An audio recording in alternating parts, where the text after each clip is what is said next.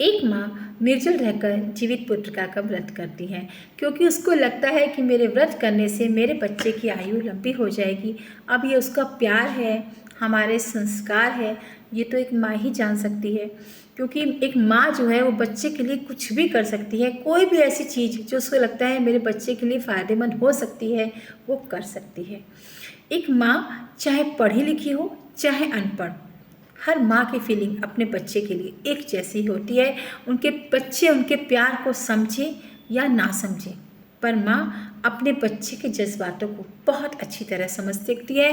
लेकिन अब तो त्यौहार का जो मतलब है वो बहुत बदल गया है। पहले त्यौहार होते थे बचपन में, वो त्यौहार जैसे लगते थे। हम लोग भी अपना इंतज़ार करते थे कि जीवित पुत्रिका का व्रत है या कोई भी व्रत है, हम उसकी कथा सुनेंगे।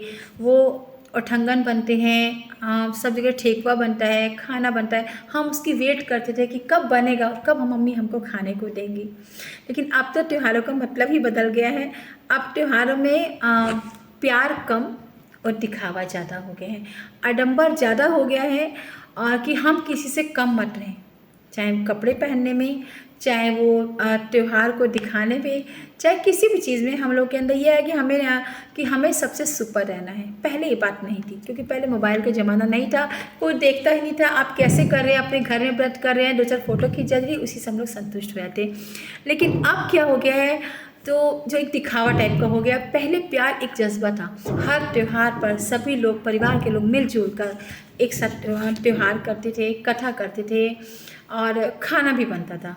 लेकिन अब क्या हो गया है, अब लोगों में प्रेम कम हो गया है, और ये एकल परिवार के लिए है, जिससे एकल परिवार में हो रहा है। और वही परंपरा हर जगह लागू हो रही है कि सब लोग चाहते हैं कि हम अपने घर ही त्यौहार मनाएं, ज़रा मंदिर चले जाएं। बस त्यौहार का यही मतलब रह गया कि घर में त्यौहार मनाएं, खाना पीना बनाएं और मंदिर जाके घुमाएं, एक तो फ़ोटो खींच ले बस। तो जो पहले वाली फीलिंग है वो अब त्योहारों में नहीं आती। अब क्यों नहीं आती भगवान ही जाने। इसके लिए हम जिम्मेदार हैं, हमारे बच्चे जिम्मेदार हैं, कि मोबाइल जिम्मेदार है, कि समाज जिम्मेदार है। लेकिन ऐसा नहीं होना चाहिए। कम से कम एक त्यौहार ही तो हैं जो एक दूसरे से मिलने का जरिया बनते हैं। जैसे दिवाली का त्यौहार है, सब लोग उसमें एक दूसरे के घर आते हैं, बहुत अच्छा लगता है, एक अपनेपन का एहसास होता है।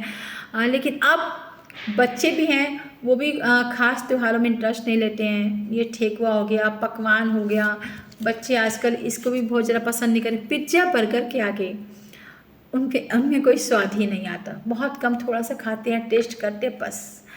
तो अब त्योहारों का मतलब बदला है, लेकिन इस त्योहारों का मतलब बदलने से हमारे त्यौहार का महत्व जो है वो कम नहीं होता। आज भी लोगों में उतना ही प्यार है त्योहारों के प्रति, हमारे संस्कारों के प्रति लगाव है, जो हमें हमारे संस्कारों से बांधे हुए हैं। और हमें इन्हीं संस्कारों से बंध कर अपने जीवन का कि आगे अध्याय पूरा करना है, अपने जीवन को पूरा करना है, अपने बच्चों के लिए संघर्ष करना है, उनके लिए व्रत करना है, त्यौहार करना है, उन्हें प्यार देना है। और बच्चों को भी ये समझना चाहिए कि ये त्यौहार जो हैं मम्मी कर रही हैं, पापा कर रहे हैं, फैमिली के लोग कर रहे हैं, हम भी इसमें इंटरेस्ट लें। कुछ देर मोबाइल को हटाकर, कुछ देर अपने बिजी शेड्यूल को छोड़कर घर परिवार को हम लोग समय दें। एक त्यौहार ही तो हैं जो हमारे मिलने का जरिया है। तो अब मैं अपनी बात खत्म करती हूँ इसी आशा के साथ कि ये त्यौहार जो हैं ऐसे ही हमारे जीवन में खुशियाँ और उमंग लाते रहेंगे, और हम इन्हीं त्योहारों के जरिए अपनेपन से बंधे रहेंगे। धन्यवाद।